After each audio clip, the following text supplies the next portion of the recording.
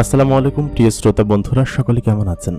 স্বাগত জানাচ্ছি দ্য মেগাবক্সের নতুন আরও একটি ভিডিওতে। আশা করি আপনারা সকলে ভালো আছেন এবং ভালোর দলে আছেন। প্রতিদিনকার মতো কণ্ঠে আমি আরজে ইমরান আপনাদের সঙ্গেই আছি। আজকে আমরা জানব এক দরিদ্র মাঝি এবং পরীর রাজকন্যার প্রেমের গল্প। সাধারণত আপনি রাতের বেলা সাধারণ মানুষকে খেয়া পার করিয়ে থাকেন, কিন্তু হঠাৎ করে একদিন যদি এমন কাউকে আপনি খেয়া পার করিয়ে থাকেন যে কিনা এই জগতের কেউ না, ভিন্ন এক জগৎ থেকে আসা এক অলৌকিক নারী, যখন আপনি জানতে পারেন যাকে আপনি পার করছেন সে আসলে সাধারণ কেউ নয়, এবং ততদিনে তার সঙ্গে আপনার প্রণয়ের সম্পর্ক গড়ে ওঠে এবং তাদের দেশে আপনি কয়েকবার ভ্রমণ করে এসেছেন। এরকম একটি গল্প আজকে আমি আপনাদেরকে শোনাবো, যেটি শুনলে আপনারা সকলে নিশ্চয়ই চমকে যাবেন। ভিডিওটা শেষ পর্যন্ত অবশ্যই আমাদের সঙ্গেই থাকুন। আজকে আমরা এই পুরো গল্পটি আপনাদের সঙ্গে শেয়ার করব এক দরিদ্র মাঝি এবং সেই সঙ্গে এক পরীর প্রেমের অলৌকিক ঘটনায়। যারা এখন পর্যন্ত আমাদের এই চ্যানেলটিকে সাবস্ক্রাইব করে রাখেননি, অবশ্যই আমাদের এই চ্যানেলটিকে সাবস্ক্রাইব করে রাখুন। সেই সঙ্গে আপনি যদি আমাদের এই চ্যানেল নতুন হয়ে থাকেন তাহলে অবশ্যই আমাদের এই ভিডিওতে লাইক করবেন, কমেন্ট করবেন, শেয়ার করবেন আপনার বন্ধুদের সঙ্গে। সেই সঙ্গে আমাদের চ্যানেলটিকে সাবস্ক্রাইব করে রাখবেন। আমাদের আরও একটি চ্যানেল দ্য মেগাবক্স প্রাইম, সেটাকে আপনারা সাবস্ক্রাইব করতে পারেন নিয়মিত এরকম অলৌকিক সব গল্প শোনার জন্য। তাহলে চলুন আজকে আর বেশি কথা বাড়াবো না, আমরা আজকে সরাসরি চলে যাব আমাদের আজকের এপিসোডে। আপনারা দেখছেন মেগাবক্স বাই আরজে ইমরান। আমার নাম কল্লোল। আমি পেশায় একজন মাঝি ছিলাম, এখনো মাঝিগিরি করি, কিন্তু মাঝখানে এমন এক ঘটনা আমার জীবনকে ওলটপালট করে দিয়েছিল যা কিনা সত্যি অকল্পনাতীত। এটা কল্পনা করা যায় না। ঘটনাটি আজকে থেকে 5 বছর আগের। আমার 7 পুরুষের ব্যবসা, এই খেয়া পারাপার করা, নৌকা পারাপার করেই আমাদের জীবনযাপন চলে। বিশেষ করে হাটের দিনগুলোতে বেশিরভাগ সময় এদিকখানে মানুষজনের ভিড় এবং আনাগোনা সবসময় লেগেই থাকতো। এই কারণে হাটের দিনগুলোতে এখানে সবসময় ভিড় থাকে। আমি ওই দিনগুলোতে একটু বেশি রাত পর্যন্ত খেয়া বার করি। সাধারণত এরকমই হয়ে থাকতো। আগেরকার সময়ের মতো এখনও আমাদের এই বাজারে মানুষজন ঘাট পার হয়ে এখানে বাণিজ্য করতে আসে। বিশাল বড় বাজার। সংঘবদ্ধ কারণে আমি আমার নিজের পরিচয় এবং নাম বলছি না। আমি নিজের স্বার্থে সবকিছু লুকিয়ে আপনাদের সঙ্গে গল্পটা শেয়ার করছি। ওই বাজারটায় সবসময় মানুষজনের ভিড় লেগেই থাকে। বিশাল বড় ঐতিহ্যবাহী বাজার। সপ্তাহে একদিন বৃহস্পতিবার রাত্রেবেলা ওইখানে বিভিন্ন জায়গা থেকে মানুষ বাণিজ্য করতে আসে। বেশিরভাগ সময় নদীপথ ধরেই আসে। নদীর ওই পারে বাড়ি আমার। ছোটবেলা থেকেই দেখে আসছি বাপদাদাকে এই নৌকার ঘাটেই নৌকার করে আমাদেরকে লালন পালন করেছে। সেহেতু এটাই আমাদের রুজিরুটি এবং পেশা ছিল। আমার আব্বা এবং দাদাজান সবসময় একটা জায়গায় যেতে নিষেধ করতেন, সেটা হচ্ছে পূর্ণিমা অথবা আমাবস্যা রাতে দূরের দক্ষিণ সাইডে একটা শ্মশান ঘাট আছে। কেউ যদি শ্মশান ঘাটের ওই ঘাটে যেতে চায় তাহলে সেদিকে যাবি না। আমি কখনো যাইও নি, কিন্তু যেদিন মূলত আমার সঙ্গে ঘটনাটি ঘটে সেদিন ছিল এক পূর্ণিমার রাত, এবং সেদিন আমি শেষ খদ্দরের অপেক্ষায় বাজারের ওই ঘাটে বসেছিলাম। আমাদের দক্ষিণ পাড়ার হারান কাকা তিনি আমার কাছে উঠে বললেন কি যে, চল বাবজান আগাই দিয়ে আমারে। উনি এখানে পান বিক্রি করতে আসেন সব সময়, ছোটবেলা থেকেই দেখে আসছি। ওনাকে ওই পাড়ে নামিয়ে দিয়ে সম্পূর্ণ ঘাট ফাঁকা ছিল। এই পাড়ের এই ঘাটটা সম্পূর্ণ পরিষ্কার থাকলেও, লোকজনের আনাগোনা দেড়জন থাকলেও, ওই পাশে হারান কাকাদের যে ঘাট আছে ওই ঘাটটা সম্পূর্ণ একদম চুপচাপ নিরিবিলি কেন যেন। কারণ হচ্ছে ওই এলাকাটা হিন্দু এলাকা আর খুবই নিরিবিলি একটা অঞ্চল। হারান কাকা বলে আমি সেখানে গেলাম, না হলে আমি যেতাম না। সেইখানে ওই নৌকা থেকে নামিয়ে দিয়ে নৌকার পাশ দিয়ে তেঁতুল গাছের পাশ দিয়ে আমি হেঁটে আসছিলাম ওই নৌকা নিয়ে। আমি ওই অবস্থায় আচমকা তেঁতুল গাছের কোণা থেকে একটা ডাক শুনতে পাই। ডাকটা ছিল একটা মেয়ে কণ্ঠের, এবং সেই ডাকটা আমাকে থমকে দেয়। আমি সেখানে দাঁড়িয়ে বলি কি যে, কে আপনি? আপনি এখানে কি করছেন? মেয়েটির পরনে খুব সুন্দর সিমসাম জামা, দেখে মনে হচ্ছে কোনো একটা জায়গা থেকে পালিয়ে এসেছে। খুব দামি জামা পরা, আর হাতে একটা আলো, হারিকেনের মতো লণ্ঠন। আমি তাকে দেখে বললাম, আপনি কোথায় যাবেন? আর এত রাত্রে বলে আপনি বাসা থেকে বের হয়েছেন কিসের জন্য? সে আমার দিকে তাকালো। আমি ওদিনকে একটু আঁচ করতে পারিনি যে এত রাত্রেবেলা অন্য কেউ তো ডাকতে পারে। মেয়েটির মুখে এত মায়া ছিল আর তার চেহারায় এত বিষণ্ণতা ছিল। আমি দেখে সদ্য যুবক তখন আমি তাকে বললাম, কি হয়েছে? আপনারা এরকমভাবে অন্ধকার রাত্রেবেলা লণ্ঠন নিয়ে এখানে দাঁড়িয়ে আছেন কিসের জন্য? মেয়েটি তখন বলল, আমি খুব বিপদে পড়েছি, আমাকে একটু সাহায্য করবেন? আমি বললাম, কি বিপদ আর কি ধরনের সাহায্য আপনি আমার কাছে চাইছেন? সে আমার দিকে তাকালো, তাকিয়ে বলল, নৌকাটা একটু পাড়ে ভিড়ান, আমি নৌকায় উঠে সবকিছু বলি। ঠিক সেই মুহূর্তে পেছন থেকে একটা হাঁক ডাকের শব্দ শুনতে পেলাম আমি। কেউ একজন তাড়া করছে এবং মেয়েটি তাড়া খেয়ে সম্ভবত এখানে এসেছে। আমি তখন নৌকাটা পাড়ে ভিড়ালাম, ভিড়ানোর পর তাকে আমি উঠালাম নৌকাতে। তারপর নৌকাটা ওইখান থেকে খানিকটা দূরে আনার পরে আমি দেখলাম তেঁতুল গাছের গোড়ায় এবং ওইখানে নিচে বেশ কয়েকজন ছায়ামূর্তির মতো লোক দাঁড়িয়ে আছে। অন্ধকারে তাদের চেহারা এবং প্রতিচ্ছবি বোঝা গেল না, তবে একদল লোক যে দাঁড়িয়ে আছে সেটা খুব বোঝা যাচ্ছে এবং কয়েকটা সাদা ধবধবে ঘোড়া তাদের সঙ্গে ছিল। মেয়েটি আমার নৌকার এক কিনারায় খুব গুপটি সপটি মেরে বসে আছে। আমি নৌকার বৈঠা মারতে মারতে তাকে জিজ্ঞেস করলাম, তা বলুন, আপনার কি হয়েছে আর ওরা আপনাকে তাড়া করছিল কেন? কোনো সমস্যা হয়েছে? মেয়েটি তখনও চুপচাপ, চেহারা ছিমছাম, একদম ছোটখাটো মুখ, বড় বড় চুল এবং দেখতে মনে হচ্ছে কোনো বড়লোক ঘরের মেয়ে, খুব সুন্দর দেখতে। আমি তাকে আবার জিজ্ঞেস করলাম। মেয়েটি আমার থেকে হয়তো 2-3 বছরের বড় ছোট হবে। আমি আবার তার দিকে তাকালাম। মেয়েটির লণ্ঠনের আলোটা নিভিয়ে দিল। চাঁদের আলোয় চারিদিকটা একদম ঝকঝক করছে। বাজারের দিকে যেতে হবে আমাকে। আমি বললাম, আপনি কোথায় নামবেন? কোনো প্রশ্ন করলে উত্তর দিচ্ছে না যে। কিছু কি হয়েছে আমাকে বলতে পারেন। আপনি যেহেতু আমার নৌকায় উঠে বসেছেন, আমার সাহায্য নিয়েছেন, সেহেতু আপনি আমাকে বলতে পারেন আপনার সঙ্গে কি হয়েছে, আমি আপনাকে সাহায্য করতে পারবো। মেয়েটি তখন চোখ তুলে তাকালো। এরকম অবাক দৃষ্টিতে তাকিয়ে থাকতে আজ পর্যন্ত আমি কাউকে দেখিনি। কি সুন্দর চোখ তার, যেন বিড়ালের চোখ, ধূসর রঙের, জলজল করছে চাঁদের আলোতে। আমি এক পলকের জন্য তার চোখের ভিতরে যেন হারিয়ে যাচ্ছিলাম। তারপর বললাম যে, আপনার চোখ এরকম জলজল করছে কেন? সে বলল, কোথায়? সত্যি এবার তাকিয়ে দেখলাম না, ঠিকঠাক আছে। আমি তখন তাকে বললাম, কি হয়েছে? মেয়েটি কান্না করতে শুরু করলো। আমি বললাম, কান্না করবেন না দয়া করে, কিছু কি হয়েছে আপনি আমাকে বলুন, আমি আপনাকে উপকার করতে পারি, কোনো সমস্যা নেই। মেয়েটি তখন আমাকে বলল, আসলে আমি এদিক দিয়ে যাচ্ছিলাম, ওই দুষ্টু শয়তান ছেলেগুলো আমাকে তাড়া করেছে এবং ওরা আমাকে সত্যি সত্যি ক্ষতি করতে চেয়েছিল। আমি খুব ভয় পেয়েছি। আমি আজ পর্যন্ত এরকম জায়গায় আসিনি। হঠাৎ করে পথ ভুল করে আমি এদিকে চলে আসি। আমার বাড়ি এইখান থেকে অনেকটা দূরে। আজকে হয়তো যেতে পারবো না, আমার খুব ভয় লাগছে। আপনি কি আজকে আপনার বাড়িতে আমাকে একটু আশ্রয় দিতে পারবেন? সত্যি কথা, আমি আগামীকালকে চলে যাব এবং আপনি যদি পারেন আমাকে এই নদী পথে আমার বাড়ি পর্যন্ত এগিয়ে দিয়ে আসতে পারবেন। আমি আপনাকে রাস্তা চিনিয়ে নিয়ে যাব। মেয়েটির এরকম সহজ সরল জবাব আমার কাছে ভালোই লাগলো। আমি বললাম, ঠিক আছে, আপনি নৌকার পাটাতনের মধ্যে উঠে আসুন, আমি একটু বাজারের দিকে যাব। কিছু বাজার করতে হবে আর সেই সঙ্গে কিছু জিনিসপাতি নিতে হবে। তারপর খেয়া নিয়ে আমি আমাদের ঘাটে চলে যাব। আপনি একটু অপেক্ষা করতে পারবেন? মেয়েটি বলল, জি আমি পারবো। তারপর সে নৌকার পাটাতনের ওইখানে এসে বসলো। আমি বললাম, চুপচাপ এখানে বসে থাকবেন। বাজারের ওইখানটায় আমি ঘাটানোর পর খানিক্ষণ বাদে আমি ওই বাড়ির জন্য কিছু বাজার নিয়ে বাড়িতে ফিরলাম। আমি তখন বাড়িতে একাই থাকতাম। আম্মা এবং আমার যে ছোট ভাই আছে ও বড় ভাইয়ের ঘরে খেত। আমি ওদের সঙ্গে কথা বলতাম না, ওদের সঙ্গে আমার বিরাট ঝগড়া ছিল।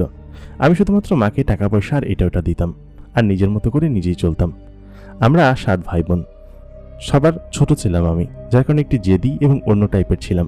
নিজের মতো নিজে চলাচল করতাম। নদীর পাড়ে গাছের গোড়ার একটা কোণে ছোট্ট একটা কুঠিরে আমি বসবাস করতাম, আমার নিজস্ব কুঠির, চারিদিকে একদম খুব সুন্দর গোছানো সাজানো। আমি বাজার নিয়ে নৌকার ভিতরে ফিরে আসলাম। আসার পথে মেয়েটার জন্য মিষ্টি গজা এবং বাজার থেকে মিষ্টি কিনে নিয়ে আসলাম। আমার মনে হচ্ছিল কেন যেন মেয়েটা ক্ষুধার্ত। আমি তখন এনে যখন তার হাতে জিনিসটা দিলাম, দেওয়ার পর সঙ্গে সঙ্গেই সে সেই জিনিসটা নিয়ে খেতে শুরু করলো। মরমর করে সেই গজা খাচ্ছিল। আমি তখন ওকে বললাম, তোমার সত্যি খুব ক্ষুধা লেগেছিল তাই না? দুঃখিত তুমি করে বলে ফেললাম, আমার থেকে ছোট হবা হয়তো তুমি। সে বলল, হ্যাঁ, কোনো সমস্যা নেই। আমার যে ক্ষুধা লেগেছিল সেটা আপনি বুঝলেন কিভাবে? আমি বললাম, বুঝেছি, এরকম চোখ মুখ দেখে। অন্ধকারে খুব বেশি একটা বোঝা যাচ্ছে না, তবুও বুঝেছি। মেয়েটি যে ভয়ঙ্কর রকমের সুন্দর সেটা আমি নৌকার পাটাতনে থাকার সময় আমি বুঝতে পারিনি। আমি বুঝতে পেরেছি বাড়িতে যাওয়ার পরে। সেটা কিভাবে? আমি যখন নৌকা ওইখান থেকে ছাড়বো, ওই মুহূর্তে একজন লোক আমার নৌকায় চেপে বসতে চাইলেন। আমি বললাম, কোথায় যাবেন? সে বলল, হারানের ঘাটে। আমি বললাম, না, হারানের ঘাটে যাব না, আমি সোজা বাড়ির দিকে যাব। সে বলল, আরে ভাই, নিয়ে যাও না, আর তো কোনো নৌকা নেই। আমি বললাম, না ভাই, নিতে পারবো না। মেয়েটিও ইশারা দিয়ে বলল কি যে, না না, থাক, নেওয়ার দরকার নেই। আমি তখন মেয়েটির সঙ্গে করে নৌকাটা চালাতে শুরু করলাম। মেয়েটি টুকটুক করে সেগুলো খাচ্ছিল, আমাকেও সাধলো। আমি বললাম, না না, আপনি খান। কোনো মেয়ের মধ্যে এত মায়া থাকতে পারে আমার সেটা জানা ছিল না। আমি তাকে বললাম, আচ্ছা, তোমার নাম কি? সে সত্যিই বলল, আমার নাম মায়া। আমি বললাম, মায়া, সত্যি? সে বলল, হ্যাঁ। বেশ খানিক্ষণ নৌকাতে বৈঠা মারলাম এবং আমি সাধারণত আমার এই খেয়া নিয়ে আমার নিজের ঘাটেই আসি এবং এখানে বেঁধে পরের দিন আবার নদীতে পারাপারের জন্য সেখানে নিয়ে যাই। আমি আমার নিজের যে খেয়া ঘাট আছে সেই খেয়া ঘাটে এসে আমার ওইখানে একটা বড় রাতকানা গাছ আছে, সেই রাতকানা গাছের সঙ্গে সাধারণত নৌকাটা বেঁধে রাখি, সেখানে বাঁধলাম। হাত ধরে মেয়েটিকে নামিয়ে দিলাম। মায়া মেয়েটি সত্যি বেশ অলৌকিক সুন্দর। আমি এটা দেখলাম কখন? যখন বাড়িতে এসে আমি আমার হারিকেনটা জ্বালালাম এবং হারিকেনটা উঁচু করে যখন তার চেহারার দিকে ধরলাম, সত্যি এরকম মায়াময় চেহারাওয়ালা মেয়ে এর আগে আমি জীবনে কোনোদিন দেখিনি। আমি তার দিকে বেশ খানিক্ষণ তাকিয়ে রইলাম। তারপর তাকে নিয়ে আমি বললাম যে, আপনার জন্য রান্নাবান্না করতে হবে। আমি ব্যাচেলার মানুষ, সাধারণত হাটের দিনগুলোতে একটু দেরি করে ফিরি, বাজার থেকে খেয়েই ফিরি, কিন্তু আজকে তোমার জন্য চুলা ধরাতে হবে। সে বলল, থাক, চুলা ধরাতে হবে না, আমার সঙ্গে খাবার আছে, আমি সেগুলো বেড়ে দিই। আমি বললাম, তোমার সঙ্গে খাবার আছে মানে? ও বলল কি যে, আপনি হাত মুখ ধুয়ে আসুন, আমি সমস্ত কিছু প্রস্তুত করছি। আমি মায়ের কথা কিছু বুঝতে পারলাম না। আমি বললাম, তোমার সাথে খাবার আসলো কোত্থেকে? আর তুমি? ও তখন বলল, আহা, যান না, আপনাকে যেটা বলছি সেটা করুন, হাত মুখ ধুয়ে আসুন, আমি সমস্ত কিছু বাড়ছি। এই ছনের ঘর আর এই মাটির বারান্দা, সেখানে আমি হাত মুখ ধুয়ে এসে দেখলাম ও পাটিটা পেতেছে, তার উপরে 7 পাকওয়ান খাবার প্রায় বাটি থেকে এক এক করে নামাচ্ছে। 7-8টা বড় টিফিন কেরিয়ার বাটি ভরা এবং বাটি থেকে একে একে করে মাংস, পোলাও, রেজালা, মাছ, এই সমস্ত জিনিসপাতিগুলো বের করছে। এগুলো দেখে তখন আমার যেন একদম মাঠে মারা যাওয়ার মতো অবস্থা। আমি বললাম, এত জিনিস তুমি কোত্থেকে পেলে? ও তখন আমাকে বেড়ে দিতে দিতে বলল, আসলে আমি খাবারগুলো নিয়ে মামা বাড়িতে যাচ্ছিলাম, ওইখানেই যাব, মাঝখানে কিছু লোক আমাকে আটকে দেয় এবং ওই কারণেই মূলত হচ্ছে আমি যেতে পারিনি। এটা আমার সঙ্গেই ছিল, তুমি হয়তো দেখোনি। আচমকা তুমি বলে ফেলায় ও একটু ইতস্তত বোধ করলো। আমি বললাম যে, না না, কোনো সমস্যা নেই, কিন্তু কার রিজিক কোথায় দেখো? জিনিসটা তুমি মামা বাড়িতে নিয়ে যাচ্ছিলে, অথচ এটার রিজিক আমার কপালে এসে জুটেছে। মেয়েটি তখন বলল, তুমি আজকে সাহায্য না করলে আমার যে কি হতো। সত্যি আমি খুব ভয় পেয়েছিলাম। আমি সাধারণত এরকম ভয় কখনো পাইনি এবং খুব ভয় লেগেছিল আমার। আমি বললাম, ভয় পাবার কোনো কারণ নেই। অনেকক্ষণ গল্পগুজব করে আমি খাওয়া দাওয়া শেষ করলাম। তাকে জিজ্ঞেস করলাম, তোমার বাড়ি কোথায়, বাড়িতে কে কে আছে, এবং তুমি যখন মনে চায় তখন যেতে পারো, এখানে থাকতেও পারো। তবে সত্যি কথা বলতে আমি হচ্ছে বেলা 1টা-2টার দিকে নৌকা নিয়ে বেরিয়ে পড়ি। ওই সময়টাতে মানুষজন হাটে আসে, খেয়া পার হয়, এই জন্যই মূলত হচ্ছে ওই সময় বেরিয়ে পড়ি। ও তখন বলল, কোনো সমস্যা নেই, আগামীকাল রাত্রে আমি তোমার সঙ্গে আমার বাড়িতে যাব এবং কোন দিক দিয়ে যেতে হবে সেটাও আমি দেখিয়ে দিব। ও এই কথা বলে আমাকে বলল, ঠিক আছে। আমি বললাম, আচ্ছা যাও, তোমাকে ঘরের ভিতরে বিছানা করে দিয়ে আসি। ও তখন বলল, না না, তোমার ঘরে তুমিই শো, আমি কেন তোমাকে বিরক্ত করব? আমি বললাম, একদম বেশি কথা বলবে না, তোমাকে যেখানে শুতে বলেছি সেখানে শো, গরিবের ঘর, হয়তো পছন্দ নাও হতে পারে। ও আমার দিকে আর চোখ করে তাকালো। আমি ওকে তখন বললাম, ঠিক আছে। তারপর ঘরের ভিতরে বিছানা করে দিয়ে আমি বাহিরের দাওয়ায় পাটি বিছিয়ে সেখানে ঘুমিয়ে পড়লাম। আমার এই জায়গাটা খুব সুন্দর লাগে। সুন্দর লাগে এই কারণ হচ্ছে এই অঞ্চলটা সত্যিই খুব ঠান্ডা, নদীর হুহু বাতাস সবসময় বয়, বারান্দাও শুলেও এখানে কোনো গরম লাগে না। আর দক্ষিণের জানালাটা যদি খুলে দেওয়া হয়, ঘরের ভিতরে একদম হুহু করে বাতাস ঢোকে। বাইরে আমি শুলাম। মেয়েটির মধ্যে অদ্ভুত এক মায়া আছে, তার নিজের নামও মায়া। আমি বেশ খানিকক্ষণ তার কথা চিন্তা করলাম। মেয়েটিকে কালকে নামিয়ে দিয়ে আসতে হবে। বাজারে কি কালকে যাব, নাকি কালকে একটু বিশ্রাম নিব, যেহেতু বাড়িতে মেহমান এসেছে। আর একটা জিনিস নিয়ে আমি চিন্তিত, সেটা হচ্ছে আশেপাশের প্রতিবেশীরা যদি জিজ্ঞেস করে মেয়েটাকে, তখন কি বলবো। আমি ঘুমিয়ে পড়লাম। রাত্রেবেলা একটা অদ্ভুত সুন্দর সুঘ্রাণ আমার বাড়িতে ছড়িয়ে পড়ল। কয়েকবার ঘুম ভেঙেছিল অবশ্য, ঘুম ভেঙে কয়েক দফা আমি দেখেছি। তবে সত্যি কথা বলতে সম্ভবত ঘ্রাণ মেয়েটার গা থেকেই আসছিল। পরদিন খুব সকালবেলা ভোর ভোর ভূমিকম্প স্বরে মেয়েটা আমাকে ডাকতে শুরু করলো। আমি উঠে তার দিকে তাকিয়ে অবাক। আমি বললাম, তুমি?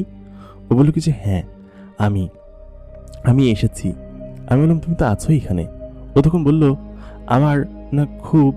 আমি বললাম, খুব কি? ও বলল, খুব কান্না পাচ্ছে। আমি বললাম, কেন? ও বলল, আমার বাড়ির কথা খুব মনে পড়ছে, তুমি আমাকে এখনই বাড়িতে দিয়ে আসতে পারবে? এই কথা বলার পর আমি বললাম, এখন যাবে? কিন্তু তুমি না বলে রাতে যাবে? ও তখন বলল, হ্যাঁ রাতেই তো যাওয়া উচিত, কিন্তু বাড়ি থেকে এতটা দূরে আমি কখনো থাকিনি। সত্যি কথা বলতে বাড়ির কথা আমার খুব মনে পড়ছে।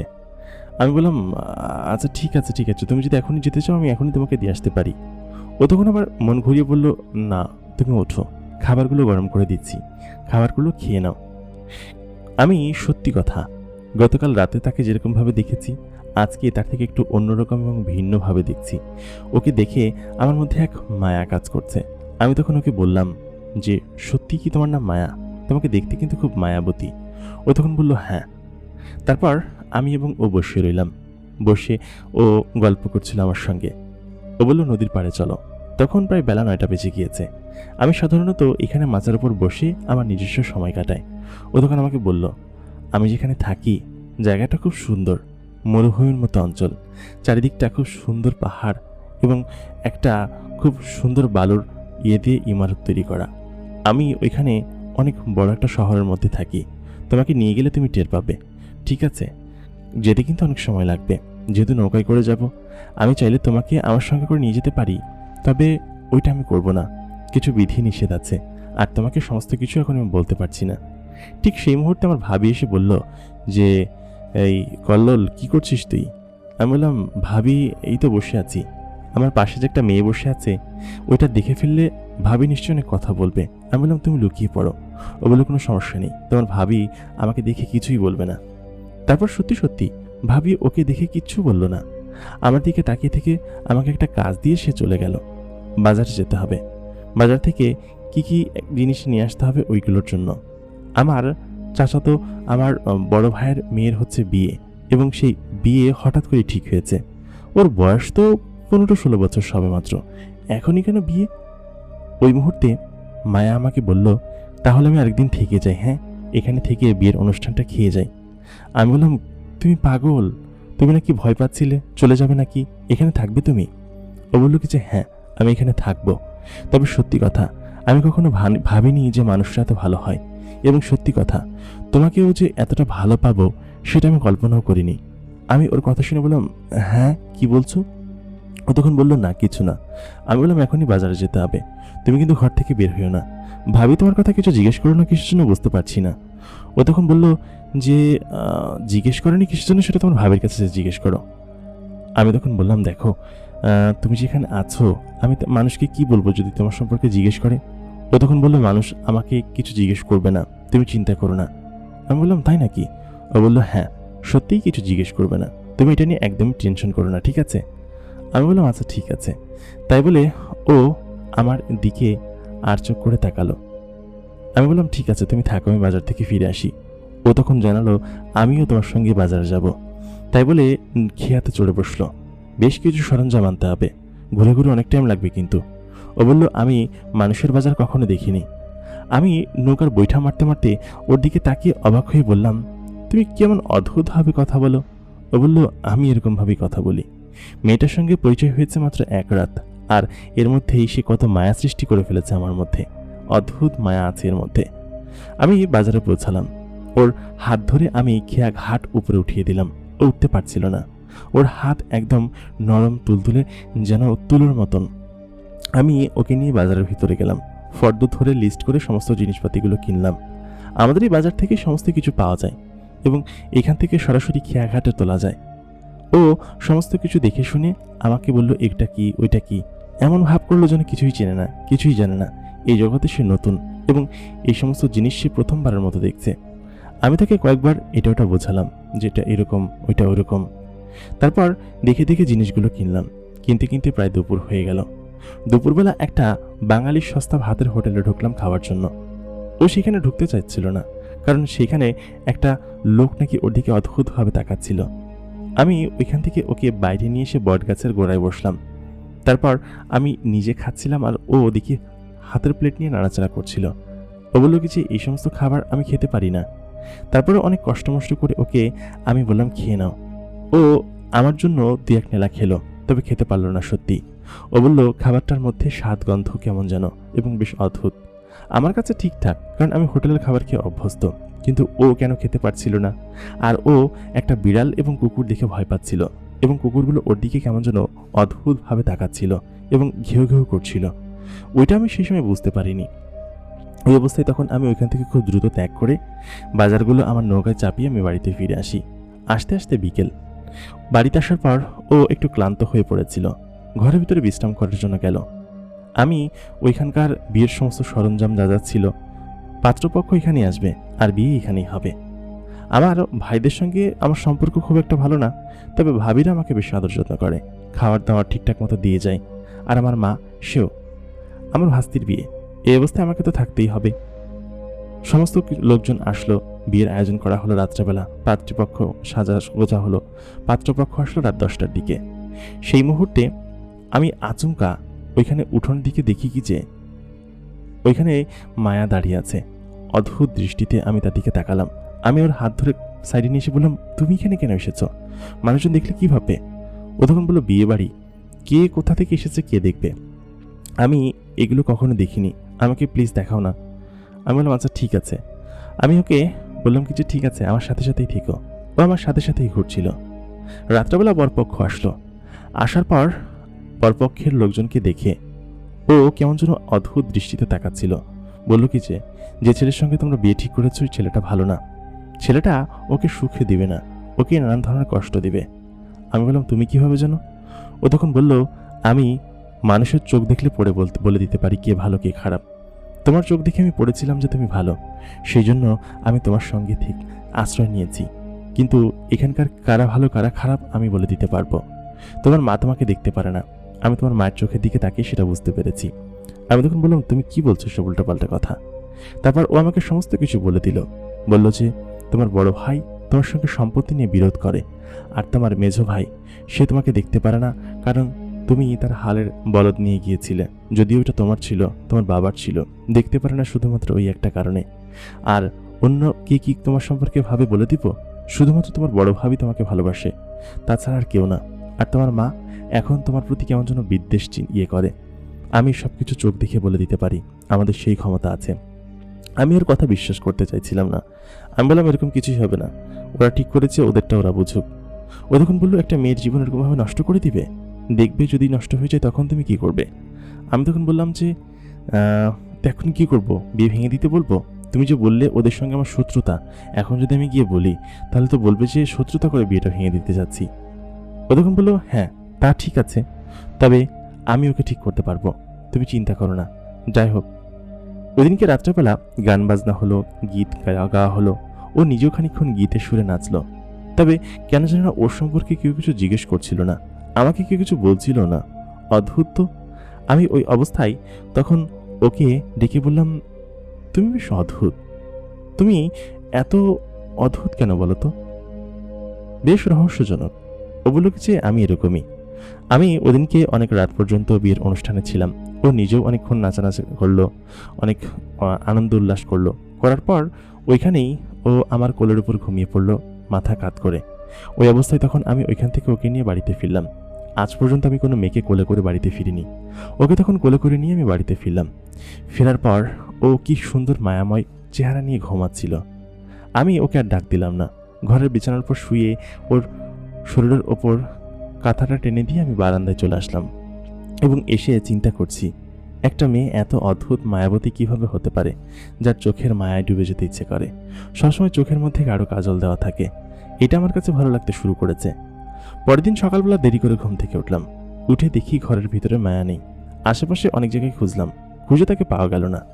তারপর হঠাৎ করে মরিয়া হয়ে যখন আমি খেয়ার উপরে খেয়াল করলাম, দেখলাম ও নৌকার উপরে বসে আছে, বসে কান্না করছে। আমি বললাম, কি ব্যাপার মায়া, তুমি কান্না করছো কেন, কি হয়েছে তোমার? ও তখন আমাকে বলল যে বাড়ির কথা খুব মনে পড়ছে। প্রায় 2 দিন হলো আমি বাড়ি ছাড়া, নিশ্চয়ই আমার বাবা মা অনেক চিন্তা করছেন। আমি বললাম, আমি তো বললাম তোমাকে দিয়ে আসি, কিন্তু তুমি তো যেতে চাইলে না। ও তখন বলল, যাব, আমাকে আজকে রাতে নিয়ে যেও, আজকে রাতে আমি তোমার সঙ্গে যাব সেখানে। সারাদিন ওই অবস্থায় সিমসাম ভাবে কেটে গেল। সন্ধ্যা সন্ধ্যা ভাব তখন। আজকে আমি খেয়া থেকে পার করে খুব দ্রুত ফিরে এসেছি। আমার নৌকার পাটাতনের ওপর আমি ওকে ধরে বসালাম। সকালবেলার ওর কান্না দেখে আমার কাছে খুব খারাপই লাগছিল, তবে ও নিজে থেকেই যেতে চায়নি। নৌকাটা চলতে শুরু করলো। আমি নৌকায় বৈঠা মারতে শুরু করলাম। এর আগে এমনটা কখনো হয়নি যে আমি এরকমভাবে দূরের কোনো পথ গিয়েছি। ও বলেছে ওদের বাড়ির রাস্তা অনেকটা দূরে এবং গিয়ে ফিরে আসতে অনেক টাইম লাগবে। আমি নৌকায় বসে ওর সঙ্গে গল্প করতে লাগলাম।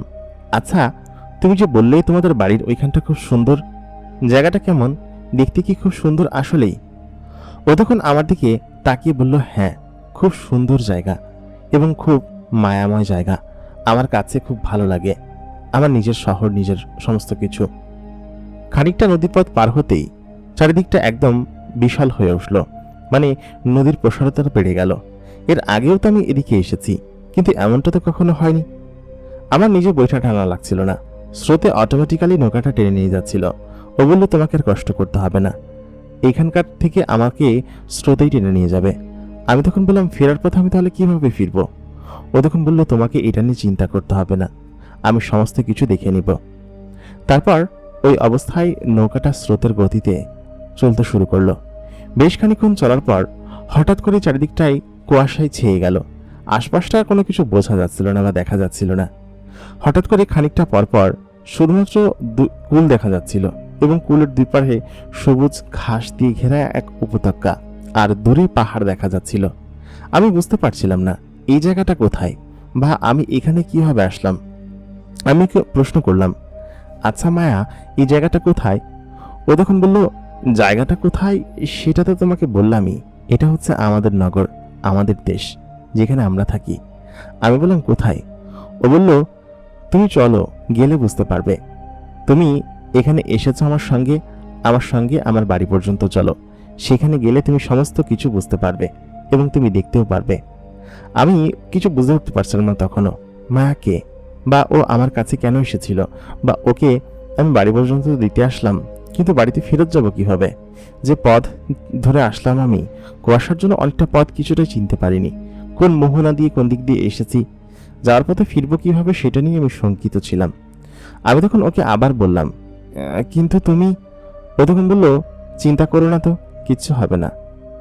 নৌকাটা চলতে শুরু করলো। বেশ খানিক্ষণ পর সেই সুন্দর পাহাড়ি উপত্যকা পেরিয়ে একটা ঘাটের কাছে এসে পৌঁছালাম। বিশাল বড় এক হাতির মূর্তি, নদীর দুই প্রান্তে এমনভাবে দেওয়া, হাতির মূর্তি দ্রুত নিচ দিয়ে আমার নৌকাটা চলে গেল এবং খানিক্ষণ বাদে বিশাল আকৃতির এক ঘাটের কাছে আমার নৌকাটা গিয়ে থামল।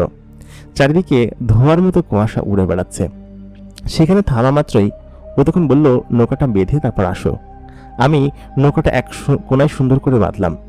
এখানে যত নৌকা আছে একটা নৌকা আমার নৌকার মতো দেখতে না, একটু অন্যরকম, এবং সব নৌকাগুলো বড় বড়, দেখে মনে হচ্ছে কাঠ দিয়ে নয়, অন্য কিছু দিয়ে তৈরি। আমি নৌকাটা বেঁধে চলে আসলাম। সকল নৌকার কাছে যেন আমার নৌকার নস্যি মনে হচ্ছিল। ও তখন আমার গায়ে একটা চাদর জুড়ে মুড়িয়ে দিল, বলল, এখানে বেশ খানিকটা ঠান্ডা। আমি বললাম, হ্যাঁ, ঠান্ডা তো লাগছেই। ওর চাদর কোত্থেকে পেলে আমি বুঝলাম না। আমি বললাম, তুমি চাদর কোত্থেকে পেলে? ও বলল, চুপ থাকো তো, এত কথা বলো কিসের জন্য? ঠান্ডা লাগবে, এটা ভালো মতো মাথায় মুড়িয়ে নাও। জায়গাটা আসলে বেশ শীতল ছিল এবং পাশ দিয়ে বড় ঝর্ণা পড়ছিল। এমন এক শহর, সত্যি মরুভূমির মতো শহর। এখানকার ইমারতগুলো মনে হচ্ছিল বালি দিয়ে তৈরি। আমি যখন ওর সঙ্গে হাঁটছিলাম, ও খপ করে আমার হাতটা ধরলো। আমি তখন আমার শরীরে চাদর জড়ানো, ওই অবস্থায় আমি সোজা ওর সঙ্গে হেঁটে যেতে লাগলাম শহরের মধ্যে দিয়ে। এখানকার লোকজন বেশ অদ্ভুতভাবে আমাদের দিকে তাকাচ্ছিল, তবে সবাই ব্যস্ত এবং সবাই বেশ উচ্চতা সম্পন্ন। ও ভালো মতো মুখটা ঘোমটা দিয়ে সোজা ওই অবস্থায় আমাকে নিয়ে হাঁটতে শুরু করলো সেই মানবের মধ্যে দিয়ে। এখানকার দোকানপাটগুলো অদ্ভুত। আর মানুষের কানগুলো বাইরের দিকে খাড়া, ঠিক যেন মায়ের মতো। মায়ের কানগুলো বাইরের দিকে একটু খাড়া এবং অন্যরকম। আমি দেখলাম এখানকার সব ছেলে এবং মেয়েদেরই একই অবস্থা, এবং সকালে কালো রঙের হুডি পরে আছে, তারপর আরবি ভাষায় কোনো কিছু একটা লেখা। আমাকে বলল, কারো চোখের দিকে তাকাবে না, নিচের দিকে তাকিয়ে তারপর হাঁটো। তারপর আমি নিচের দিকে তাকিয়ে শহরের মধ্যে ঢুকে গেলাম। শহরের দ্বার প্রান্তে বিশাল বড় এক গেট। সেই গেট দিয়ে ও যখন ভেতরে প্রবেশ করলো, বলল, কি ব্যাপার, আসো। আমি বললাম, তুমি আমাকে কোথায় নিয়ে যাচ্ছ বলো তো? এরকম কোনো শহর, এরকম কোনো স্থান এর আগে আমি কোনোদিন কোথাও দেখিনি।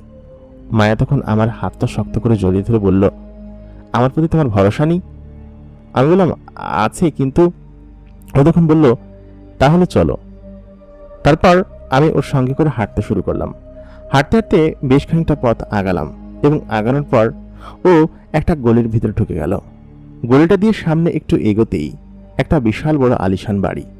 বাড়িটা যেন মনে হচ্ছে বালি দিয়ে তৈরি, এবং সম্পূর্ণ বালির কালার, অনেকটা অন্যরকম। বাড়ির গেটটা খুলে দেওয়া হলো। ও আমাকে সঙ্গে করে গেটের ভিতরে ঢুকলো।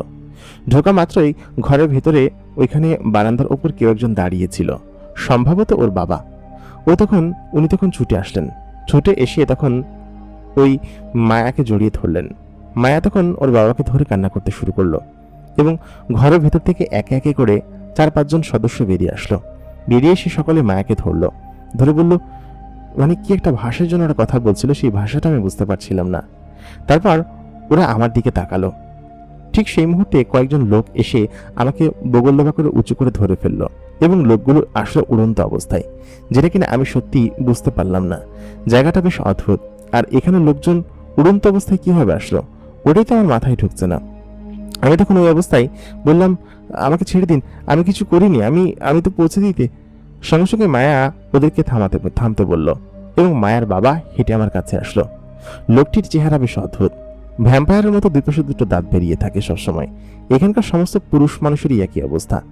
আমি ততক্ষণ পর্যন্ত জানতাম না যে আমি একটা জিনের জগতে চলে এসেছি, এবং যে অঞ্চলে এসেছি সেই অঞ্চলটা একটা জিন নগরী। ওই লোকটি তখন বললেন, তুমি এখন কোথায় আছো সেটা তুমি জানো, আর তুমি আমাদের কত বড় উপকার করেছো সেটা তুমি জানো? আমি তখন বললাম, না, আমি জানি না, এটা কোন জায়গা? ওই মুহূর্তে তখন মায়ার বাবা বলে উঠলেন, এটা জিনেদের নগরী এবং একটা জিনেদের অঞ্চল। তুমি এখন জিনেদের অঞ্চলে আছো। আমার মেয়ে যে তোমাকে চিনে এই পর্যন্ত নিয়ে আসতে পেরেছে, এটা খুব ভালো। তবে ও এরকম ভাবে, এই তুই কই গিয়েছিলি বলতো? ও তখন বলল, বাবা, আমি সত্যি হারিয়ে গিয়েছিলাম। তোমাদের উপর রাগ করে এই প্রান্ত থেকে সোজা যেতে শুরু করেছিলাম, কিন্তু তুমি সত্যিই বলতে বাহিরের জগৎটা ভালো না, বাহিরের জগৎটা খুব খারাপ। আমি অনেক মানুষ দেখেছি, অনেক মানুষের সম্পর্কে কথা বলেছি। সেদিন রাতে তোমার সঙ্গে যখন রাগ করে এখান থেকে বেরিয়ে পড়লাম, ভেবেছিলাম এই নগরীতেই থাকবো না, এখান থেকে বেরিয়ে যাব। তারপর এলোপাতাড়িভাবে কোন দিকে যে গেলাম, মাঝখানে একদল বখাটে জিনের ভাল্লায় পড়লাম, এবং ওরা আমাকে এমনভাবে অ্যাপ্রোচ করছিল যে সত্যি কথা আমার ওদেরকে কেন যেন ভালো লাগছিল না। তারপর ওইখান থেকে আমি অন্যদিকে যাই, এবং ওরা সত্যি সত্যি আমার পিছু করে। তারপর শেষমেশ আমি ওর দেখা পাই। ওর নাম কল্লোল। ও আমাকে সেদিনকে উদ্ধার করেছিল। তবে সত্যি কথা বলতে কল্লোল জানতো না বিষয়টা যে আমি একটা জিন মেয়ে, এবং এই 2 দিন আমি ওর সঙ্গেই ছিলাম, এবং আমি জানতাম কেউ যদি আমাকে বাড়িতে পৌঁছে দিতে পারে তাহলে একমাত্র ও। আমি সত্যি খুব ভয় পেয়েছিলাম। একা একা আসতে আমার খুব ভয় লাগছিল বাবা। আমার বুকটা যেন ধড়ফড় করছিল। আমি তখন ওকে বলে উঠলাম যে, কিন্তু তুমি তো আমাকে বলনি যে তুমি একটা পরী, কেন বলনি বলো তো? তখন মায়া বললে তুমি ভয় পেতে, এই জন্য তোমাকে আমি তেমন কিছু জানাইনি। এখন বলো, সারপ্রাইজটা কেমন লাগলো? ভালো ছিল না? আমি বললাম, হ্যাঁ, ভালো ছিল, তবে এরকম সারপ্রাইজ আর কখনো দিও না, আমার খুব ভয় লাগছে। আমি একসঙ্গে এতগুলো জিন কখনো দেখিনি, আর এত জিনের মধ্যে দিয়ে আমি বাজারের মধ্যে থেকে আসলাম। সত্যি আমার খুব কেমন কেমন ভয় ভয় লাগছে। ও তখন বললো, আচ্ছা বাবা, এখানে দাঁড়িয়ে সমস্ত কথা বলবো নাকি? চলো ভেতরে চলো। তারপর আমাকে বাড়ির ভেতরে নিয়ে যাওয়া হলো। চারিদিকটা বেশ শীতল, আসলে জায়গাটা বেশ ঠান্ডা। রাত বলে সেজন্য ঠান্ডা নাকি অন্য কিছু বুঝতে পারলাম না। ও আমাকে বাড়ির ভেতরে নিয়ে যাওয়া হলো। বাড়ির ভেতরে মশাল এবং আগুন টাইপের কোনো কিছু একটা জ্বালানো। আমি বললাম, জিনেদের জগৎ কিরকম হয়, এরকম অদ্ভুত? তখন ওর বাবা বলল কি যে, হ্যাঁ, তবে বাবা তোমাকে অনেক ধন্যবাদ, তুমি আমার মেয়ের এত বড় একটা উপকার করেছ। সত্যি কথা, মানুষের জগতে মানুষরা খুব খারাপ হয়, এটা আমি অসংখ্যবার বুঝিয়েছি। কিন্তু শেষমেশ আমার মেয়ে একটা জিনের খপ্পরে পড়ে মানুষের উপকার নিয়ে চলে আসলো। এতদিন মানুষ সম্পর্কে আমার খারাপ ধারণা ছিল। আমি বললাম, মানুষরা খারাপ হয়, সবাই ভালো হয় না। আমি ভালো বলে কি সবাই ভালো হবে? আমিও যে ভালো তাও আমি বলবো না। তখন সে বলল, সত্যি তোমার চিন্তাধারা বেশ অদ্ভুত, এটা আমার কাছে ভালো লেগেছে। তুমি এই বিষয়টা নিয়ে আর করো না, তুমি এখানে মেহমানদারিতে কিছুদিন থাকো। আমি চাই তুমি আমাদের এখানে কিছুদিন থাকো, এতে করে আমি খুশি হব। সঙ্গে সঙ্গে মায়া আমার কাছে এসে আমার হাত ধরে বলল, প্লিজ থাকো না কিছুদিন, এখানে থাকলে আমার খুব ভালো লাগবে। তোমার শহর, তোমার গ্রাম তুমি ঘুরিয়ে দেখেছো না আমাকে, আশপাশটা, এবার আমি তোমাকে আমার শহর ঘুরিয়ে দেখাবো। আমি বললাম, জিনেরা যদি আমাকে কিছু বলে বা আমার কোনো ক্ষতি করে তখন? ও তখন বলল, আমার বাবা থাকতে কে কি করবে? কেউ কিছু করবে না। আমার বাবা এখানকার খুবই প্রভাবশালী একজন জিন, দেখো না অন্যান্য সকলের থেকে আমাদের বাড়িটা কত বড়। আমি বললাম, তা ঠিক আছে, কিন্তু ও বলল, আচ্ছা তুমি কিন্তু কিন্তু করো না তো, তোমাকে আমি নিয়ে যাব। তারপর আমি বললাম, আচ্ছা ঠিক আছে, কিন্তু কতদিন থাকতে হবে? ও বললো, তোমাকে কি বাড়িতে যাওয়ার তাড়া আছে? তোমার তো তেমন কোনো কিছুই বাড়িতে নেই, না তোমার বউ আছে, না তোমার বাচ্চা আছে, সংসার আছে, তুমি তো কাজই করবে বাড়িতে গিয়ে। এখানে কিছুদিন থাকো, যাওয়ার পথে আমি তোমাকে বাড়ি পর্যন্ত নামিয়ে দিয়ে আসবো আমাদের ব্যক্তিগত বাহনে। আমি বললাম, সত্যি? আর আমার নৌকাটা? ও বললো, সেটা আমাদের জিনেরা দিয়ে আসবে। অলরেডি তোমার বাড়ির কাছাকাছি দেখো পৌঁছে গিয়েছে নৌকা। আমি তো জানি, আমি নৌকায় করে এসেছি শুধুমাত্র তোমার সঙ্গে আসার জন্য, তাছাড়া একা আসার আমার সাহস ছিল না। আমার জন্য ওরা নাস্তা নিয়ে আসলো, বেশ অদ্ভুত রকমের নাস্তা, এরকম টাইপের বিস্কিট, তারপর খাবার এর আগে আমি কখনোই দেখিনি। খাওয়া দাওয়া আমি শেষ করলাম। খাবারগুলো বেশ সুস্বাদু ছিল, কয়েক পদের ফল ছিল, সেখানে এক পদের সুস্বাদু আম ছিল। জিনেরা আম খেতে নাকি পছন্দ করে, এবং এই জাতীয় আম এর আগে আমি কখনো দেখিনি। একটা আমি পেট ভরে যাওয়ার মতো অবস্থা। আমি তখন আমটা খেলাম।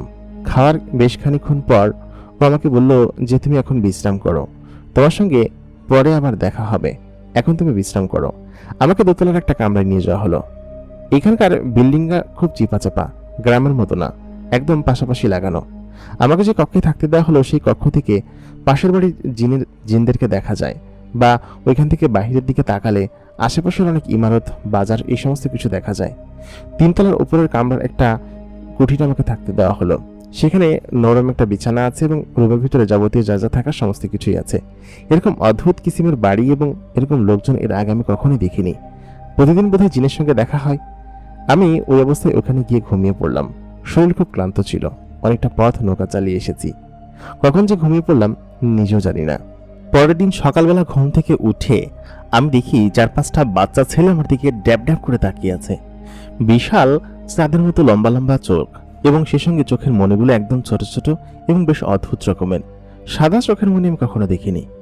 লাফ দিয়ে বিছানা থেকে উঠে পড়লাম এবং একটা চিৎকারও মেরে দিলাম, কারণ এরকম জিনের বাচ্চারা আমার কাছে এসে এরকম ঘিরে ধরে আমাকে বসে থাকবে, সেটা তো আমি কখনো কল্পনা করিনি বা দেখিনিও। কালকে রাত্রেবেলা এই শহরটা যতখানি না একদম ক্রাউডেড ছিল বা জনমানব ভরা ছিল, আজকে যেন তার থেকে ঠিক কতটাই শূন্য। চারিদিকে সকলে একদম নীরব নিভৃতে। এখানে এই পিচ্চি জিনগুলো আমার দিকে তাকিয়ে আছে কিনা বুঝতে পারলাম না। ওই মুহূর্তে মায়া উপরে দৌড়ে আসলো, বলল, কি হয়েছে? আমি বললাম, ওরা এমনভাবে আমার দিকে ঘিরে তাকিয়ে দাঁড়িয়েছিল, আমি দেখে ভয় পেয়েছি। তখন সবাইকে ও তাড়িয়ে দিল। তাড়িয়ে দিয়ে বলল, এই যা তো, তোরা এখানে কেন এসেছিস? যা, এখন পর্যন্ত ঘুমাসনি তোরা? আমি বললাম, এখন ঘুমাবে মানে এখন তো সকাল হলো মাত্র।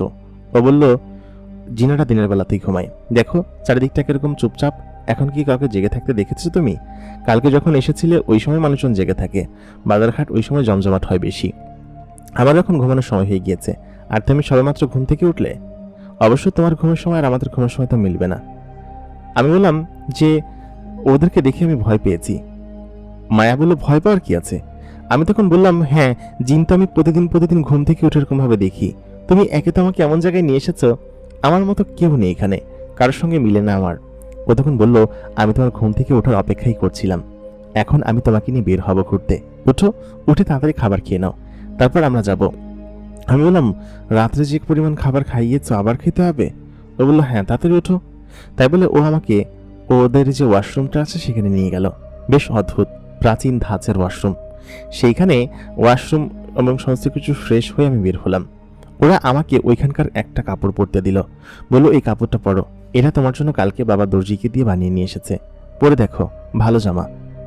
গতকাল রাতে ওর ভাইয়ের একটি জামা পরেছিলাম, সেটাও বেশ অদ্ভুত। জামাটা বেশ মোলায়েম এবং খুব দামি দেখে মনে হচ্ছে। ওই অবস্থায় আমি তখন জামাটার দিকে তাকিয়ে ওকে বললাম যে তোমাকে কিন্তু খুব সুন্দর লাগছে, এই জামাটা খুব সুন্দর। ও বলল আমাদের এখানকার জামাগুলো এরকমই হয়। ও আমার হাত ধরল। রাস্তায় আমি এবং ও হাঁটছি। সকালবেলা নাস্তাতে অল্প কিছু খেয়েছি। ও বলল এটা কোন একটা প্রাণীর স্যুপ নাকি রান্না করে দিয়েছিল। ওই প্রাণীটি এর আগে আমি কখনো খাইনি, নামও শুনিনি, তবে খেতে সুস্বাদু ছিল। পাশাপাশি এত বড় একটা রুটি এনে দিয়েছে, অর্ধেকটাও শেষ করতে পারিনি। তারপর ওই অবস্থায় আমি এবং ও রাস্তায় বেরিয়ে পড়লাম। রাস্তাটা একদম নিরিবিলি, চুপচাপ এবং চারিদিকটা যেন একদম নির্জীব হয়ে আছে, কোনো জনমানব নেই। আশেপাশের সমস্ত জিনেরা হয়তো ঘুমাচ্ছে এখন, বিকেল হলে আবার শুরু করবে। চারিদিকটা মনে হচ্ছে পাথর দিয়ে তৈরি। সত্যি আমি ওর সঙ্গে হাঁটতে শুরু করলাম। হেঁটে বাজারের পথে গেলাম, যে পথে কালকে আমরা এসেছি। ওই বড় ইমারত যেখানে কিনা বড় গেটটা রয়েছে বাজারের মধ্যে ঢুকতে। কালকে এখানে কি পরিমাণ ক্রাউড ছিল, আর এখন একটু গরম গরম ভাব। ও তখন বললো রাতের বেলা এখানে খুব ঠান্ডা পড়ে আর দিনের বেলা থাকে গরম। দিনের বেলা তো কেউ বের হয় না, তাই হচ্ছে গিয়ে এখানে এরকমভাবে সবকিছু বন্ধ করা থাকে। জিনেরা দিনের বেলাতে ঘুমায় এবং এটাই হচ্ছে আমাদের এখানকার নিয়ম। আমি এবং ও সোজা ওই পথ ধরে চারপাশে হাঁটলাম। হেঁটে ও আমাকে নদীর পাড়ে নিয়ে গেল, সেই বড় হাতি দুটোর পাশে। আমি বললাম যে এই শহরটা এরকমভাবে গড়া, কত বছর প্রাচীন শহর এটা? ও বলল এই শহরের বয়স প্রায় 2000 বছরের বেশি হবে। তখন থেকে এরকম, আগে তো ছোট ছিল, এখন বড় হয়েছে। ও আমাকে সারা দিন শহরের এই প্রান্ত থেকে ওই প্রান্ত ঘুরিয়ে দেখালো। আমি এবং ও হেঁটেই দেখলাম। খানিকটা দূরে আসার পর একটা গাছের নিচে একটা ঘোড়া শুয়েছিল। আমি যখন বললাম যে আর হাঁটতে ইচ্ছে করছে না, ও তখন ঘোড়াটাকে জিজ্ঞেস করলো, এই তুমি কি যাবে? আশ্চর্যজনক হয়ে গেলাম আমি, ঘোড়াটা আমার সঙ্গে কথা বলছে। ও ঘোড়াটার সঙ্গে কথা বলছে। আমি বললাম কি বলছো, ঘোড়া কথা বলে? ও তখন বললো হ্যাঁ, ঘোড়া কথা বলতে পারে, আমাদের এখানে ঘোড়াদের সঙ্গে আমরা কথা বলতে পারি, কিন্তু তুমি পারবে না। ও যাবে বলেছে, চলো ওর সঙ্গে কিছু সাওয়ারি করে আসি। এখান থেকে খানিকটা দূরে গেলে সবুজ উপত্যকা পড়বে, যে উপত্যকা আমরা দেখে এসেছিলাম আসার পথে। আমি বললাম তোমরা সবুজের মধ্যে থাকতে পছন্দ করো না, তোমাদের নগরীটা সবুজ নগরীর মধ্যে করলেই তো পারো। ও তখন বললো ওইটা গ্রাম, গ্রামের সাইডটা সবুজ থাকে, এখানেও জেনেরা বসবাস করে, আর এটা হচ্ছে শহরাঞ্চল। শহরাঞ্চলটা এরকমই, দেখলে না শহরের মধ্যেই কোনো গাছপালা নেই, শুধু ধুধু মরুভূমির মতো স্থান। দিনের বেলা এখানে প্রচন্ড গরম পড়ে, আর আমরা যেরকম ঘর বানিয়েছি ঘরের ভিতর কখনো গরম যায় না, সবসময় ঠান্ডা বাতাসই বয়। একটু পর থেকেই এখানে গরম বাতাস বইতে শুরু করবে, দুপুর হবে। এই জন্য আমরা এখনই বাড়ির দিকে ফিরবো ঘোড়ায় করে। আমি ঘোড়ার উপর চেপে বসলাম। আমি ওর পেছনে বসে আছি, এর আগে কখনো ঘোড়ায় চড়িনি। তারপর আমি ওর সঙ্গে করে ওর কোমরে হাত দিয়ে ওকে জড়িয়ে ধরে ঘোড়ার সঙ্গে আমি বাড়ির দিকে ফিরছিলাম। ফেরার পথে বড় ইমারত দেখলাম, আর সেই সঙ্গে বেশ অদ্ভুত অদ্ভুত কিছু টাওয়ার দেখলাম, যেখানে বড় বড় মূর্তি খাড়া করা। আমি বললাম এইগুলো? ও বলল এখানে কিছু ভিন্ন সম্প্রদায়ের জিনও আছে, ওরা মূর্তি পুজো করে, শয়তানের উপাসনা করে। আমি এই দিকটা তোমাকে দেখাতে নিয়ে এসেছি, তাছাড়া কিছু না। ওই জিনিসগুলো আমার কাছে খুব একটা ভালো লাগে না। আমি তখন ওর সঙ্গে করে ওদের বাড়িতে ফিরে আসলাম। তখন প্রায় দুপুর হয়নি। প্রচণ্ড তাপদাহে এবং তীব্র গরমে আমার কপাল পুড়ে যাওয়ার মতো অবস্থা। ও খুব শীঘ্রই বাড়ির ভিতরে প্রবেশ করলো। বলল দিনের বেলা সকাল থেকে এখন পর্যন্ত বের হওয়া হচ্ছে নিরাপদ, দুপুরের পরে কেউই বের হয় না, ওই সময়টাতে রাস্তাঘাটে কাউকে তুমি দেখতে পাবা না। আমি ঘরের ভিতর প্রবেশ করলাম। বাইরে তাপদাহ এত বেশি ছিল, রাত্রের শীতের তুলনায় এখন যেন। আমি ঘরের ভিতরে গেলাম, গিয়ে ও বলল কি যে এখন কি করবে? আমি বললাম একটু বিশ্রাম করি, গোসল করতে ইচ্ছে করছে। ও তখন বললো চলো তোমাকে আমাদের দাওয়ায় নিয়ে যাই, সেখানে খুব বড় একটা পুকুর আছে, ঠান্ডা জলের পুকুর, আমরা সেখানে গোসল করি। একটা আটকা জায়গা, সে আটকা জায়গার মধ্যে একটা বড় সুইমিং পুলের মতো পুকুর, এবং তার স্বচ্ছ পানি, সবসময় পানি টকবক করছে। প্রথমে ভেবেছিলাম পানিটা হয়তো গরম হবে, পরে বলল না, এটা ঠান্ডা পানি এবং খুব সুন্দর মোলায়েম পানি। আমি এবং ও দুজনেই পুকুরে গোসল করতে নেমে পড়লাম। জলে ভেজা মাত্রই ওর শরীরের অবয়ব বোঝা যাচ্ছিল, আমার নিজের কাছেই লজ্জা লাগছিল। ও তখন বলল কি ব্যাপার, এভাবে তাকাচ্ছ কেন? আমি বললাম না মায়া, কিছু না। আমি এবং ও বেশ খানিকক্ষণ সেই ঠান্ডা পানিতে ডুবে গোসল করলাম। পুকুরের পানিটা আসলে যেমনটা দেখতে তেমনটা নয়, ভিন্ন রকমের এবং বেশ অদ্ভুত। ও তখন বলল এই পানিটা সরাসরি সমুদ্রের সাথে কানেক্টেড, এই জন্য এই পানিটা কখনো গরম হয় না। গরমের সময় ঠান্ডা থাকে আর শীতের সময় গরম থাকে, বুঝেছো? রাতের বেলা এই পানি গরম হয়ে যায়। আমি বললাম, বেশ অদ্ভুত নিয়ম তোমাদের এখানকার। এরকম অদ্ভুত নিয়ম সত্যি এর আগে আমি কখনো কোথাও দেখিনি। ও বলল, আমরা সকলে এরকম ভাবে থাকতেই পছন্দ করি। বেশ খানিক্ষণ গোসল করলাম। গোসল করার পরে পানি থেকে উঠে পড়লাম এবং আমাকে আরেকটা নতুন জামা এনে দিল। ও আমার আড়ালেই আমার সামনেই কাপড় চেঞ্জ করলো, যেটা কিনা আমার কাছে খানিকটা লজ্জাজনক লাগছিল। আমি সাইড কেটে ঘুরে দাঁড়ালাম। ও বললো কি যে, এবার তুমি তাকাতে পারো। আমি বললাম, আমার সামনে তুমি এটা করলে তোমার লজ্জা লাগলো না? ও বললো, আমি জানি তুমি আমার দিকে তাকাবে না, কারণ তুমি খুব ভালো একটা ছেলে এবং এই ভদ্রতাটুকু তোমার আছে। সত্যিও আমার উপর খুব ভরসা করে এবং আমি কি বেশিই ভদ্র। তারপর ওইখান থেকে আমি আমার কক্ষে চলে গেলাম। দুপুরবেলা বেশ ভালো একটা ঘুম হলো। এত চমৎকার ঘুম অনেকদিন যাবত দিই না, অনেকদিন ধরেই এমন খুব সুন্দর ঘুম হয় না। ঘুম থেকে উঠলাম সন্ধ্যা পরপর। সেই সময় ওই বাচ্চা জিনগুলো আর কিছুই মোটামুটি একটু বড় কিশোর জিন আছে, ওরা এসে আমাকে ঘিরে বসে আছে। তখন ভয় পেলাম না।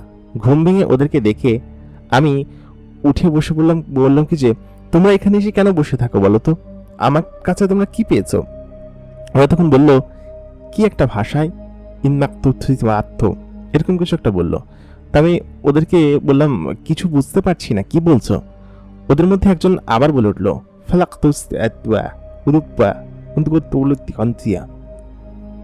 এরকম অদ্ভুত ভাষা এর আগে আমি কখনো শুনিনি। ওই মুহূর্তে আমি বললাম, আচ্ছা ঠিক আছে, তোমাদের ভাষা কিছু বুঝতে পারছি না, বোঝাতেও হবে না, বসো তোমরা সবাই। ওরা সকলে আমার পাশে বসলো। বসে আমার হাত ধরে দেখছিল, ওরা আমার পশম ধরে দেখছিল, আমি কিরকম চুলগুলো ধরে দেখছিল। ওদের কানগুলো বাইরের দিকে খাড়া, চোখ দুটো গোল গোল, আর নাকটাও একটু বেঁকা শেপের, আর সেই সঙ্গে ঠোঁটের ধরন, দাঁতের পাটির ধরন সব আলাদা। আমি এক এক করে সমস্ত কিছু দেখছিলাম। ওরা বেশ অদ্ভুতভাবে আমাকে পর্যবেক্ষণ করছিল। ঠিক সেই মুহূর্তে মায়া এসে উপস্থিত হলো। এসে বলল, কি ওরা তোমাকে আবার জ্বালাতে শুরু করেছে? এই যা এখান থেকে তোরা। আমি তখন বললাম, না, ওরা জ্বালাচ্ছে না, আমাকে দেখতে এসেছে, কখনো মানুষ দেখেনি তো সেই জন্য। তারপর ওরা বেশ খানিক্ষণ বসে সেখানে ওর বোনেদের কাছেই জিজ্ঞেস করলো যে আমি কি, কেমন, কোথায় থাকি, হ্যান ত্যান অনেক কিছু জিজ্ঞেস করেছে। ও নিজে থেকে উত্তর দিল। মায়া আমার দিকে তখন তাকিয়ে বসিয়ে বলল, তুমি সত্যি বেশ অদ্ভুত। ওরা তোমাকে পছন্দ করতে শুরু করেছে, তোমার সঙ্গে গল্প করতে চায়, আমাকে বলেছে তোমার ভাষা শিখবে। আমি বললাম, তোমরা তাহলে বাংলা ভাষা জানো কিভাবে? মায়া তখন বলল, তোমার কাছ থেকেই শিখেছি। তুমি যখন ওইখানে আমার সঙ্গে কথা বলছিলে, তোমার কাছ থেকে জিনিসটা আমি শিখেছি। আমাদের মধ্যে এই ক্ষমতাটা আছে। সৃষ্টিকর্তা জিনেদেরকে অনেক ধরনের ক্ষমতা দিয়ে পৃথিবীতে পাঠিয়েছে। আমরা চাইলে যে কোনো ভাষায় যে কোনো মানুষের সঙ্গে কথা বলতে পারি। এটা আমাদের এক প্রকার দৈবিক শক্তি। শুধু তাই নয়, আরো বেশ কিছু ক্ষমতা আছে। আমি বললাম, কি? ও বলল, তুমি দেখতে পারবে একটু একটু করে, থাকো। দেখতে দেখতে মাঝখানে কয়েকটা দিন পার হয়ে গেল এবং এখানকার নিয়মিত রুটিন একই রকমের ছিল। প্রতিদিন আমি এবং মায়া বের হতাম, শহরের আশপাশটা একটু ঘুরতাম, নদীর পাড়ে বসে থাকতাম, আমি ওর সঙ্গে বসে গল্প করতাম। কিন্তু দেখতে দেখতে সময়টা যে 10-12 দিন পার হয়ে যাবে ভাবতেই পারিনি। আমার বাড়ির কথা খুব মনে হচ্ছিল। আমি মায়াকে বললাম, মায়া, আমি বাড়িতে যেতে চাই, এখানে তো বেশ কিছুদিন থাকা হলো। ও তখন বলল যে, এসেছো তো মাত্র কয়েকদিন হলো, কয়েক মাস থাকো, বছর থাকো, বাড়িতে গিয়ে তুমি কি করবে বলো তো? আমি চাই তুমি এখানে থাকো এবং এখানে থাকলে আমার খুব ভালো লাগবে। আমি বললাম, কিন্তু আমাকে তো বাড়িতে ফিরে যেতে হবে। ও বলল, সত্যি চলে যাবা? আমি বললাম, হ্যাঁ। মায়া মেয়েটা এত পরিমাণ মায়া নিয়ে আমার দিকে তাকালো যেন মনে হলো যে এখানে আমি আজীবন ওর কাছে থেকে যাই। ওর কথা চিন্তা করে আরো 1 সপ্তাহ থাকার চিন্তা আমি করলাম। এখানে থাকার পর আমার আদর যত্ন এবং কোনো কিছুর জন্য কমতি হচ্ছিল না। সবাই আমাকে বেশ খানিকটা আদর যত্ন করত, ভালোবাসা দিত এবং সবকিছু মিলিয়ে আমি যেন সকলের চোখের মধ্যমণি হয়ে উঠেছিলাম। আশেপাশের প্রতিবেশীর অন্যান্য সকল জিনেরা আমাকে বেশ অদ্ভুতভাবে দেখত এবং আমার দিকে তাকাতো, আমার সঙ্গে কথা বলতে চাইতো। এমন পরিস্থিতি হয়ে উঠেছিল শেষমেশ যে সকলে প্রতিদিনই 2-1 আমাদের ওই বাড়িতে আমার সঙ্গে দেখা করতে আসতো। আমি আঙ্কেলকে বললাম, আঙ্কেল, আমি এখানে অনেক থেকেছি, আমার এখন চলে যাওয়া উচিত। মানুষজন আপনাদেরকে উত্ত্যক্ত করে, মানে জিনেরা। উনি তখন বললেন, না না, সমস্যা নেই, তুমি এখানে যতদিন ইচ্ছে থাকতে পারো, এটা তোমার ইচ্ছে, তোমার বাড়ি। আমি বললাম, না আঙ্কেল, অনেকদিন এসেছি, 20 দিনের মতো হয়ে গিয়েছে, আমাকে বাড়ি ফিরে যেতে হবে। আমার মা হয়তো আমার জন্য চিন্তা করছে, আমি আবার আসবো অন্য কোনো একদিন। আমি যদি আসতে চাই তাহলে আসতে পারবো না? আঙ্কেল তখন বললেন, হ্যাঁ, তুমি আসতে পারবে, এটা তোমারই বাড়ি। এই কয়েকদিনে আমার মায়ের প্রতি একটা অন্যরকম মায়া সৃষ্টি হয়ে গিয়েছে। ওকে আমি পছন্দ করতে শুরু করছি সেটা আমি জানি, কিন্তু ভালোবাসি কিনা সেটা আমি জানতাম না। সেটা তীব্রতা আমি টের পাই আমার বাড়িতে আসার পর। আমি ওই অবস্থায় মায়াকে সেদিনকে বিদায় দিয়ে একটা রথে চড়ে ওইখান থেকে চলে আসি। রথটা খুব অদ্ভুত ছিল। 4টা ঘোড়ায় রথটা টেনে নিয়ে যায় এবং সেটা আসমানের উপর দিয়ে ওড়ে। আমাকে সেই রথের উপর চড়ানো হলো। রথটা চারিদিকে খোলা এবং জানালা টাইপের। আমি ওইটা দিয়ে মায়াকে শেষ বিদায় জানালাম। জানি না মায়া আমার প্রতি কেমন অনুভূতি রাখে, তবে ওইখান থেকে যে রাতে আমি ফিরেছিলাম আমাকে আমার বাড়ির উঠোনে নামিয়ে দিয়ে গিয়েছিল এবং আমি বলেছিলাম যে আমি যদি আবার কোনোদিন যেতে চাই তাহলে আমি কি যেতে পারবো না। যে আমাকে নামিয়ে দিতে এসেছিল সে আমাকে বলেছিল, হ্যাঁ আসবো, আমরা আপনাকে আবার নিতে আসবো যদি আপনি যেতে চান। আমি খুব করে চেয়েছিলাম মায়া আমার সঙ্গে আসুক এবং মায়া আমাকে নামিয়ে দিয়ে যাক। এখানে আসার পর আমার কেন যেন মায়ার কথা খুব মনে পড়ছিল এবং মনে হচ্ছিল মায়াকে যদি আমি আবার একটু দেখতে পেতাম, ওকে যদি আবার একটু স্পর্শ করতে পেতাম। প্রায় 20 দিন ওর সঙ্গে আমি একত্রে থেকেছি, পাশাপাশি এখানে মোটামুটি গোটা 20-25 দিন আমি ওর সঙ্গেই থেকেছি। একসঙ্গে কত গল্প কত কিছু করেছি, কিন্তু ও যে আমাকে এরকম ভাবে ছেড়ে আমাকে একা আসতে দেবে সেটা আমি কখনো ভাবতে পারিনি। শেষ যেদিন ওর সঙ্গে আমার দেখা হয় সেদিন এক বিকেলের সময় আমি যখন বলি যে আমি চলে যাব, ও তখন বলল যে তোমার তো চলে যাওয়াই উচিত এখন, কারণ সকলে তোমাকে উত্ত্যক্ত করতে শুরু করেছে। জিনিসটা আমার কাছে ভালো লাগছে না। আমাকে এগিয়ে দিতে এসে তুমি আসলে বিপদেই পড়ে গিয়েছ। আসার সময় আঙ্কেল আমাকে প্রায় 3টা বড় কার্টুন বা ওইটাকে বাক্স বলে, বাক্স ভর্তি জিনিসপাতি দিয়ে দিয়েছে, কাপড়, সেই সঙ্গে আরও বেশ কিছু স্বর্ণালঙ্কার। ওদের ওখানে এগুলো খুব পাওয়া যায়, আর ওদের ওখানকার বেশ কিছু সরঞ্জাম জিনিসপাতি। ওইগুলো দিয়ে এখন অবশ্য আমার অবস্থার পরিবর্তন ঘটেছে। তবে সত্যি কথা বলতে আমি চেয়েছিলাম মায়া আমাকে ওর মনের কথাটা জানাক। মায়া কি সত্যি আমাকে ভালোবাসতো নাকি বাসতো না তা আমি জানতাম না। তবে সত্যি কথা বলতে মায়া যে আমাকে ভালোবাসে না তা আমি বুঝতে পারি, এবং আমি যখন ওইখান থেকে ফিরে আসার পর আমি এটা বুঝতে পারি যে আমি মায়াকে ভালোবাসতে শুরু করেছি। তারপর দিন কাটতে শুরু করে। আমি প্রত্যেক দিন ওর কথা চিন্তা করি, নদীর পাড়ে বসে ওর কথা ভাবি। কিন্তু আমি সত্যি কথা, ওকে যে ভালোবেসে ফেলেছি এই কথাটা আমি ওকে বলতে পারবো না কখনো। আর মায়া নিজে থেকেও আমাকে কখনো বলবে না যে ও হয়তো আমাকে ভালোবাসে। হয়তো ভালোবাসেই না, হয়তো আমি উল্টোপাল্টা কিছু একটা ভেবে নিয়েছি। সেই জন্য আমি সিদ্ধান্ত নিয়েছি আমি আর কোনোদিন মায়ের কাছে যাব না বা ওদের জগতে যাব না। জিনেদের সম্পর্কে আমার ভালো সম্পর্ক আছে। জিনে আমাকে হয়তো অনেক ভালো জানে, ভালো বোঝে সমস্ত কিছু, কিন্তু সত্যি কথা বলতে মায়াকে আমি মনের অন্তঃস্থল থেকে ভালোবেসে ফেলেছিলাম। ওইখান থেকে আসার পর আমি কয়েক দফা চিন্তা করেছি মায়ের সঙ্গে দেখা করতে যাব, কিন্তু সেটার হয়ে ওঠেনি। হয়তো ও আমাকে ভালোবাসে না, আমি ওকে পাগলের মতো ভালোবেসে ফেলেছিলাম। আমার নিজেকে সামাল দিতে অনেকটা কষ্ট হয়েছে, অনেকটা সামাল দিতে পেরেছি, এখনো হয়তো পারিনি, জানি না। তারপরে আমি বেশ কিছুদিন কাজ করতে পারিনি। বাক্সগুলো থেকে যে সম্পদ পেয়েছিলাম তা দিয়ে আমার নিজের বাড়িঘর ঠিক করেছি, আর পাশাপাশি গঞ্জে একটা ব্যবসা দিয়েছি। তার পাশাপাশি এখন খেয়া পারাপারের বিজনেসটা এখনো করি। আমি এখন পর্যন্ত আশায় আছি মায়া আমার কাছে ফিরে আসবে, এবং ফিরে এসে অবশ্যই ও আমাকে আমার মনের কথা জানাবে বা ওর মনের কথা জানাবে। এই ঘটনার প্রায় 5টি বছর পেরিয়ে গিয়েছে। আজ পর্যন্ত আমি সত্যি ওর কথা ভুলতে পারিনি, এমনকি আমি নিজে থেকে বিয়ে শাদিও করতে পারিনি, কারণ আমি জানি মায়া একদিন আমার কাছে ফিরে আসবে এবং সেই দিনের অপেক্ষায় আমি আছি। সে কি আসবে আমার কাছে ফিরে নাকি আসবে না? 5টি বছর পেরিয়েছে, আমি ওকে ভালোবাসি, পাগলের মতো ভালোবাসি। মায়া কি আমাকে ভালোবাসে, আমাকে পছন্দ করে? আপনাদের কি মনে হয় আমাদেরকে কমেন্ট করে অবশ্যই জানান। প্রিয় দর্শক, আমাদের আজকের ঘটনাটি আপনাদের কাছে কেমন লাগলো কমেন্ট করে জানাতে ভুলবেন না। সেই সঙ্গে আপনি যদি আমাদের এই চ্যানেলটিতে নতুন হয়ে থাকেন তাহলে অবশ্যই আমাদের এই চ্যানেলটিকে সাবস্ক্রাইব করে রাখবেন। সেই সঙ্গে আমাদের ফেসবুক পেজ যদি আপনি লাইক না করে থাকেন তাহলে অবশ্যই লাইক করে আসুন। দেখা হচ্ছে পরবর্তী এপিসোডে নতুন কোনো ঘটনা নিয়ে। ততক্ষণ পর্যন্ত সকলে ভালো থাকবেন, সুস্থ থাকবেন। খোদা হাফেজ।